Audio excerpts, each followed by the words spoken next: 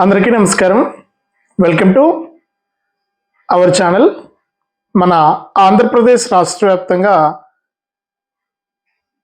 రేపు ఉదయం 7 గంటల నుంచి కూడా ఏపీ ప్రభుత్వం ఫిబ్రవరి నెల పింఛన్లను పంపిణీ చేయబోతోంది. అంటే ప్రతి నెల కూడా ఏపీ ప్రభుత్వం 1 మరియు 2 తారీఖుల్లో పింఛన్ల పంపిణీనైతే చేస్తుంది. కానీ ఏదైనా సరే అంటే 1వ తారీఖు గనక సెలవొస్తే ఆ సెలవు రోజున కాకుండా ముందు రోజే పింఛన్ పంపిణీ చేస్తారు. మరి ఫిబ్రవరి 1వ తారీఖు సెలవు కాబట్టి ఆదివారం రోజు వచ్చింది. సెలవు కాబట్టి ఈ శనివారం అంటే జనవరి 31వ తారీఖునే ఫిబ్రవరి నెలకు సంబంధించిన పింఛన్ల పంపిణీని ప్రారంభించాలని చెప్పేసి ప్రభుత్వం నిర్ణయం తీసుకుంది. మరి రాష్ట్ర వ్యాప్తంగా ఈ ఫిబ్రవరి నెల పింఛన్ల పంపిణీని ప్రారంభిస్తోంది. మరి ఫిబ్రవరి నెల పింఛన్లకు సంబంధించి ఎవరి పింఛన్లు కూడా రద్దు చేయట్లేదని, ఎవరి పింఛన్లను కూడా వాయిదా వేయట్లేదని చెప్పేసి ప్రభుత్వం అయితే చెప్పడం జరిగింది. యథావిధిగా ప్రభుత్వం చెప్పిన విధంగానే వారి పింఛన్లను యథావిధిగా పంపిణీ చేస్తున్నట్లు ప్రభుత్వం అయితే ఇక్కడ ప్రకటించడం జరిగింది. మరి ఎవరి పింఛన్లను ఇక్కడ రద్దు చేసేటువంటి ఆలోచన అయితే ప్రభుత్వానికైతే లేదు. ఎవరి పింఛన్లను వారికి యథావిధిగా పంపిణీ చేస్తున్నట్లు ప్రభుత్వం అయితే చెబుతూ ఉంది. మరి రాష్ట్ర వ్యాప్తంగా ఈ పింఛన్ల పంపిణీలో భాగంగా ప్రభుత్వం కొత్త పింఛన్లకు కూడా అవకాశం కల్పించబోతోంది. మరి ఫిబ్రవరి నెల పింఛన్ను ఈ శనివారం మరియు సోమవారం అంటే ఆదివారం సెలవు, ఆదివారం పింఛన్ పంపిణీ ఉండదు.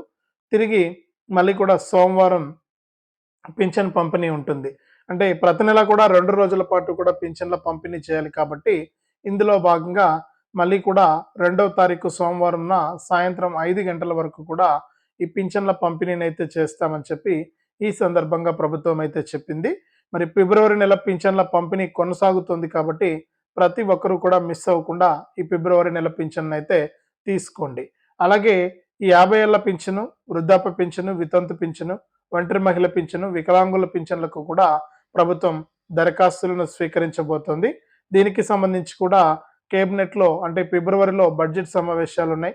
అంటే బడ్జెట్ కేటాయించబోతున్నారు. అలాగే అసెంబ్లీ సమావేశాలు ఉన్నాయి.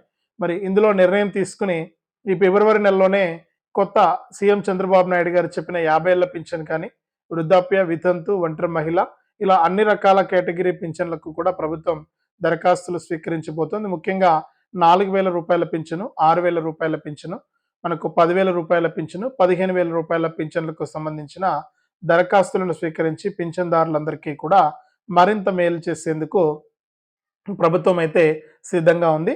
మరి రాష్ట్ర వ్యాప్తంగా ఉన్నటువంటి ప్రతి పింఛన్దారుడు కూడా అలర్ట్గా ఉండి కావాల్సినటువంటి ప్రూఫ్స్ని సిద్ధంగా పెట్టుకొని మీరు రెడీగా ఉంటే మీకు ఈ యొక్క ఎన్టీఆర్ సామాజిక భద్రతా పింఛన్ల కింద కొత్త పింఛన్లకు ప్రభుత్వం దరఖాస్తులను స్వీకరిస్తుంది.